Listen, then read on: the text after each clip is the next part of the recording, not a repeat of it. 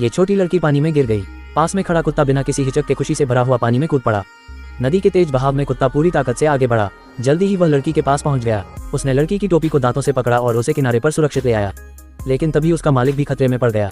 वह तुरंत पहुंचा और अपने मालिक को बचा लिया, पर खुद खून से लथपथ होकर गिर पड़ा। जब उसका अगला जन्म हुआ, वह एक छोटे पैरों वाला मुर्गा बन गया। इस बार उसका मालिक एक दयालु श्वेत लड़की थी। वह जहाँ भी जाता उसे पीठ पर लाद लेती। मालिक के प्यार का आनंद लेते हुए बेली ने उसके अकेलेपन को भी महसूस किया। वह अपने मालिक को खुश करना चाहता था, इसलिए उसने जमीन पर गोल गोल घूमना शुरू किया। घूमते घूमते बेली बड़ा हो गया। एक दिन बेली और उसका मालिक पार्क में टहल रहे थे। वहाँ उसे एक बहुत बड़ा काला कुत्ता मिला। उन्होंने नस्ल की दीवारों को तोड़ा और प्यार में पड़ गए।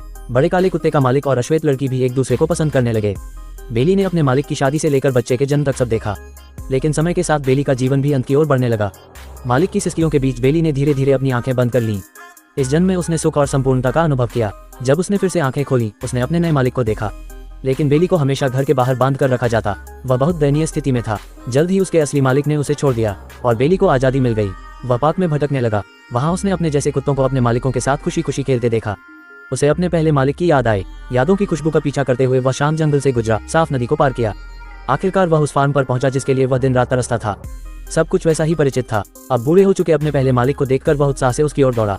उसके गालों को चाटने लगा, लेकिन मालिक उसे पहचान नहीं पाया। आखिर अब बेली वह पुराना बेली तो नहीं था। ईथन ने उसे कुछ खाना दिया, कहा कि पेट भर जाए तो घर चला जाए, लेकिन बेली दरवाजे के बाहर ही पड़ा रहा, क्योंकि यही उसका असली घर था। तो ईथन ने फैसला किया कि वह इस आवारा कुत्ते को पालेगा। उसने बेली के लिए नया नामता बनाया। इस तरह एक इंसान और एक कुत्ते ने नई जिंदगी शुरू की। लेकिन उसे पता चला कि ईथन इन सालों में खुश नहीं रहा। जवानी में अपनी प्रेमिका से बिछड़ने के बाद उसने फिर कभी प्यार नहीं किया। तो बेली ने फैसला किया कि वह अपने मालिक की मदद करेगा। यादों की खुशबू का पीछा करते हुए वह ईथन की पूर्व प्रेमिका तक पहुंचा। समय बीत चुका था। वह अब एक परिपक्व महिला बन चुकी थी। महिला झुकी और कुत्ते के कॉलर को उठाया। उसने एक परिचित नाम देखा। बेली के नेतृत्व में महिला फार्म पर पहुंची। पता चला कि इतने सालों में उसके दिल में भी ईथन के लिए जगह थी। जब उसे पता चला कि उसकी पूर्व प्रेमिका भी अकेली है, दोनों ने फिर से रिश्ता जोड़ने का फैसला किया और एक देर से आई शादी का आयोजन किया। बेली की जिंदगी का आखिरी सपना था कि उसका मालिक उसे पहचान ले। वह गोदाम में गया और बचपन में मालिक के साथ खेला हुआ गेंद मुंह में उठा लाया।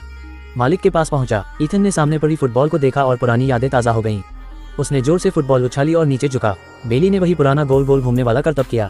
आखिरकार एक इंसान और एक कुत्ता फिर से मिल गए। कई जन्मों की यात्रा सिर्फ अपने मालिक के लिए। हर कुत्ता सिर्फ हमारी जिंदगी का मेहमान नहीं होता, वह किसी न किसी रूप में हमेशा हमारे पास रहता है। कुत्ता इंसान का सबसे वफादार दोस्त है।